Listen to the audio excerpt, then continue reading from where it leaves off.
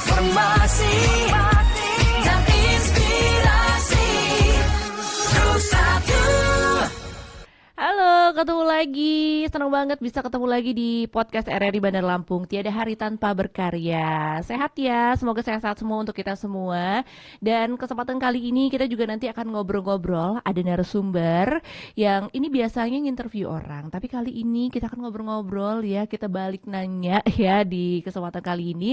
Dan di studio sudah ada narasumber kita, ada Setiaji Bintang Pamungkas ya. Lengkap ya Ji ya namanya. Harus.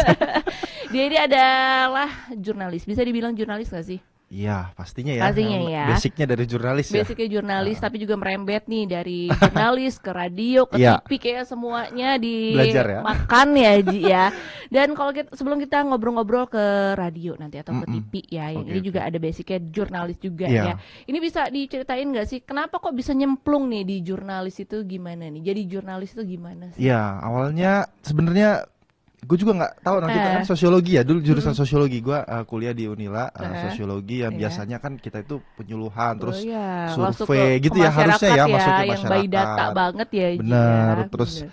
ternyata gue ada keinginan untuk menulis dulu di majalah Bobo kalau nggak salah ya Non. Oh Nah, iya, dulu gua ya. SD ya. Zaman SD itu nyokap itu pernah sering banget beli buku Bobo, majalah iya. Bobo, Gua majalah juga Bobo. seneng lagi itu dulu. Ada Bona, terus ada cerpen-cerpennya Iya. kan. Nah, ternyata di situ ada yang namanya halaman rubrik untuk anak. Jadi setiap anak di seluruh Indonesia kan dulu sebarannya luas banget kan Bobo. Iya. Nah, itu bisa menulis apresiasi Iya. apa yang ada di pikiran anak-anak. Nah, kemudian karena nyokap gue juga basicnya jurnalis, dulu di Warta Ekonomi nyokap gue ya, oke. sebagai koresponden di Lampung. Jadi mungkin kalau kata orang ada ada gen penulisnya mungkin ya. Dari nyokap lah Dari ya. nyokap juga. Kemudian nyokap itu dorong gue untuk nulis, tapi kan pada saat SD kan wawasan kita, insight kita nggak luas ya, paling cuma terbatas main lah ya, main yoyo, main Tamiya gitu-gitu aja. Jadi pendalamannya juga nggak luar biasa. Nah, akhirnya nyokap gue itu bantu untuk nulis apa nak, keinginanmu mungkin cita-cita yang dalam waktu dekat ini pengen dicapai, kata dia. Ya pengen beli mainan ya, itulah ya, yang simpel-simpel sih keinginan anak-anak. Kemudian bagaimana caranya untuk mendapatkan itu ya, nabung. Nah, disitulah bikin tulisan berjudul Menabung. Nah, di situ dibantu sama nyokap. Ternyata tulisan itu terbit di majalah Bobo pada saat gua kelas 4 SD. Akhirnya gue tertarik lah. Ini ada fotonya itu dulu bukan foto ya, tapi dibuat karikatur dulu itu. Jadi kepalanya gede, kepala gue kan emang gede masih kecil. Jadi kepalanya gede, terus badannya kecil. Nah, ini karyamu, tapi memang dibantu sama ibu waktu itu kan. Nah, akhirnya gue ke-trigger untuk membuat cerpen, bikin tulis cerpen. Waktu ada tugas juga kan, kalau misalnya kita SD kan ada tugas untuk bikin mengarang bikin mengarang cerpen, bebas. nah sebagainya. Akhirnya gue bikin, tapi gue nggak berani untuk mempublis. Kelemahan gue waktu dulu itu nggak berani untuk menyiarkan tulisan-tulisan gue, bahkan ke orang tua gue, takut dibilang jelek, masih ada insecure lah. Akhirnya terus gue juga suka bikin komik. Waktu itu suka bikin narasi berbentuk gambar, komik-komik ya, komik Doraemon, komik ya, pas waktu itu belum ada Naruto ya, paling Doraemon, ada Shaman King, nah segala macam itu bikin komik model-model seperti itu. Nah, akhirnya memang ada sedikit keinginan untuk menulis. Nah, bakat sih belum, mungkin masih harus diasah ya waktu itu. Akhirnya hobi itu tuh hilang dari SMP. SMP masih bikin komik, terus SMA udah mulai hilang, baru ke kuliah ya. Nah, kuliah kita udah hektik sama ini ya, perkuliahan, pacaran gitu ya. Pokoknya ya hal-hal yang enggak yang sia-sia lah. Pokoknya ya ada yang pekerjaan juga kan, kalau di kampus juga masih ada ada kegiatan kan? HMJ dulu ya, kita ikut HMJ juga. Nah, kemudian tapi di situ gua nggak nulis gitu loh, karena udahlah capek juga nulis kan, butuh effort yang luar biasa ya untuk membuat tulisan. Tapi pas udah lulus, kayaknya gue tertarik nih ngelihat karya-karya nyokap gue dulu ya, di lemari itu gue lihat di Warta Ekonomi karya Sulastri itu. Akhirnya gue pengen coba waktu itu, daftar ke salah satu media, tapi belum di approve, belum diterima karena gue belum punya portofolio ya. Iya. Jadi belum punya apa namanya pengalaman menulis. Cuma ada selembar majalah Bobo itu doang. Tulisan Bobo itu yang itu juga dibuat sama nyokap gua. Akhirnya gua coba untuk daftar di salah satu media juga ya. Mainstream juga di Lampung Iya. ya. Tapi salah satu media mainstream itu mengarahkan gua ke anak perusahaannya gitu. Yang gak jauh dari sini lah kantornya. Iya. Nah, kemudian disitulah gue mulai memperbanyak ini ya, memperbanyak tulisan, wawancara. Waktu itu Syarif Hasan, gue wawancara salah satu menteri di eranya SBY. Nah itu gue wawancara beliau, terus clipping, terus gue clipping, gue kumpulin semua tulisan-tulisan gue, baik dari narasumber dari waktu itu pas zamannya Gubernur Ridho Fikardo. Nah itu gue wawancara juga, gue kumpulin clipping-clipping itu ke Unila juga liputan. Nah itu gue kumpulin terus jadi bekal untuk gue daftar lagi ke media yang gue inginkan itu gitu. Kayak karena kan deket rumah, pikir gue kan ini ya kalau yang Bisa lah kantor ya. yang waktu pertama itu jauh banget kan. Nah, jadi ternyata belum juga. Nah akhirnya itu malah justru apa ya Non? Jadi ketika gua memburu portofolio, ternyata ada keasikan tersendiri untuk nulis, untuk ketemu orang, wawancara. Dulu itu padahal gua malu banget pada saat SD, SMP tuh gua malas ketemu orang ya. Bisa dikatakan ya introvert lah introvert ya, lah ya. bisa introvert juga lah.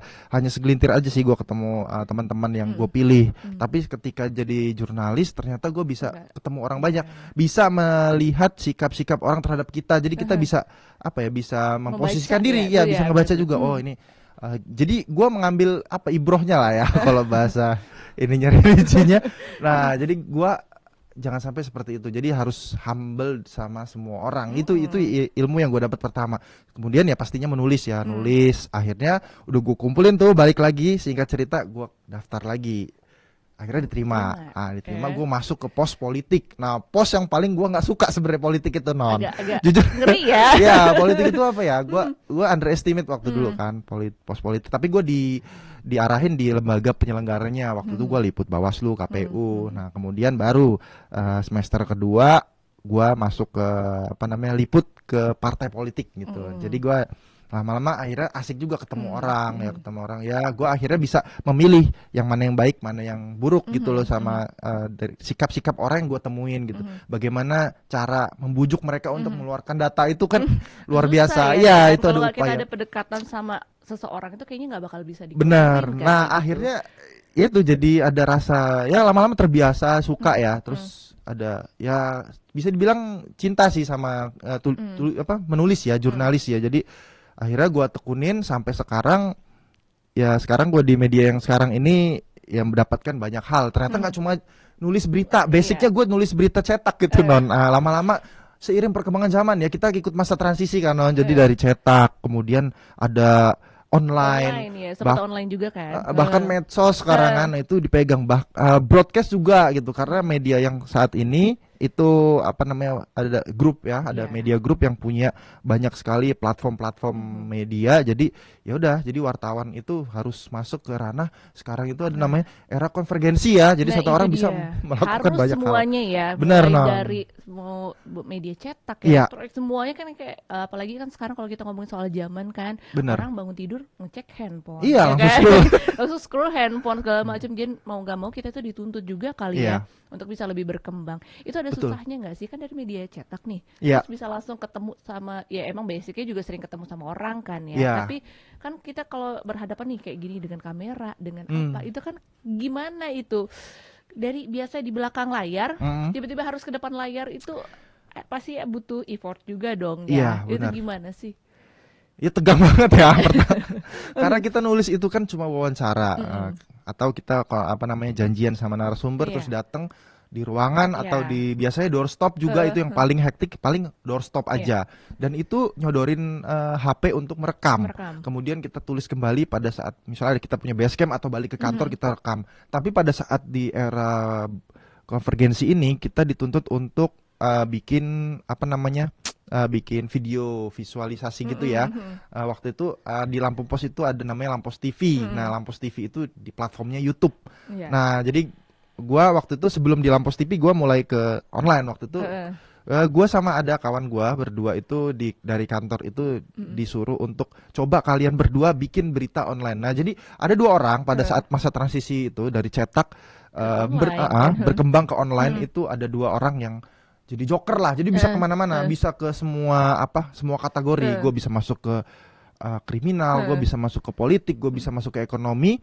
Kemudian akhirnya berhasil gitu. Ternyata memang hektiknya ya Non. Kalau misalnya cetak itu kan kita memang paling berapa ya, 4 berita, 5 berita sehari, dan itu pendalaman ya. Kita bisa kerja dengan santai. Nah kalau yang online ini di lampos.co ini kita harus real time Non. Jadi habis wawancara minimal 10 menit berita itu harus terkirim. Harus naik ya kan? Harus naik, harus terkirim ke redaktur edit, langsung naik itu barang. Apalagi peristiwa kecelakaan itu kalau bisa 1 menit langsung langsung cepat pokoknya ya. Iya, nah itu yang luar biasa ya Non. Nah setelah itu masa itu bisa dilalui ternyata ya, walaupun ada proses pembelajaran.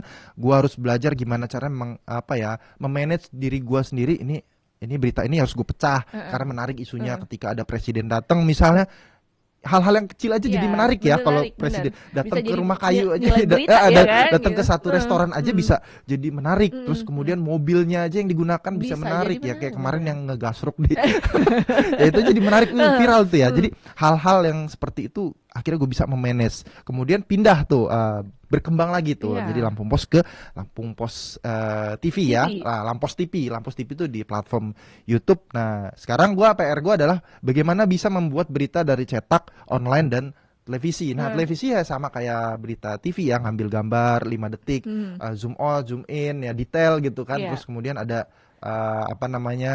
ambience-nya juga kasih lihat, terus ada apalagi ada gambar establish dan sebagainya.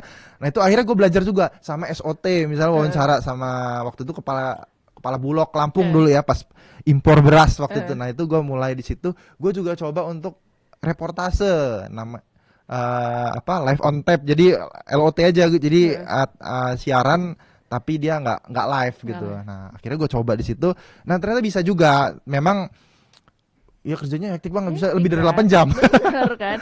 Karena kan kalau misalnya kita ngomongin soal kayak jurnalis kan mau banyak juga sih. Nggak bisa dipatokin waktu 8 jam selesai. Nggak bisa banget, kan? asli. Kadang orang libur kita masuk ya kan? Sekarang aja ngerasain masuk ya kan? Ngerasain kayak gitu. Orang liburan panjang, cuti bersama, pada seneng gembira kan? Kalau kita kan kayaknya nggak segembira itu ya.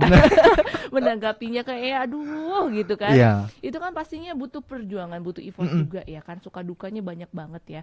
Dan itu paling berat itu pernah nggak sih ada di titik kayak aduh kayak gue capek nih kerjanya kayak gini. Pernah ada di titik itu nggak sih? Iya pasti Non. Pada saat itu kan pertama lagi asik-asiknya ya, kita lagi asik belajar dicetak, kemudian belajar ke online, terus tiba-tiba tiga-tiganya kita harus bikin berita, TV, cetak.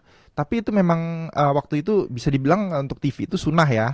Yang wajib itu adalah proyeksi dicetak. Itu harus dapat karena untuk halaman 1 dan halaman belakang. Kalau Lampung Pos itu halaman 1 dan halaman ragam. Jadi perwajahan itu harus dapat proyeksi dari kantor. Nah, hektiknya itu sebenarnya ketika kita sudah mulai menjadwalkan kemana kita liputan, tapi tiba-tiba ada peristiwa gitu, ada peristiwa yang kita saat itu berdekatan. Nah itu antara dua pilihan itu.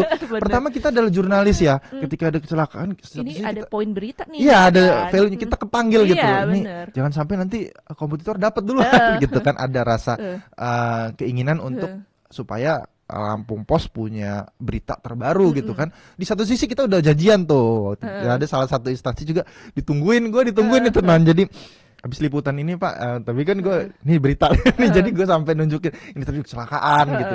Nah disitulah yang bikin hektik ya, apalagi banyak sekali proyeksian yang memang harus kita penuhi ya. Kemudian proyeksi itu juga bisa dinamis, berubah kan.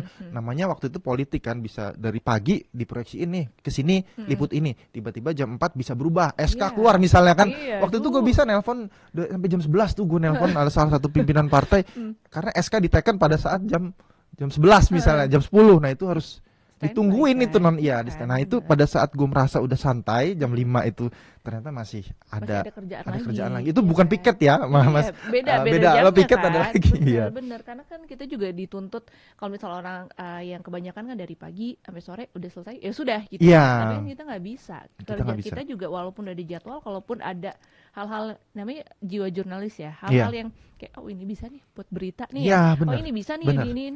Jadi kan kita juga bisa mengalokasi waktu kita juga kan. Betul Itu banget, juga iya. kayak sedihnya di situ ya. Apalagi Iya. saat orang lebaran ya. Lebaran, gue lebaran 18 hari di Bakauheni ya kemarin kan? ya. Orang lebaran bisa lebaran gitu, Iya. kok kayaknya gini-gini aja gitu Heeh. kan, pasti ada suka dukanya dan itu juga pasti berat ya. Dan kalaupun ini kan berarti dari awalnya kan emang didorong sama orang tua juga yang punya apa ya, punya kemampuan juga kan untuk menulis juga.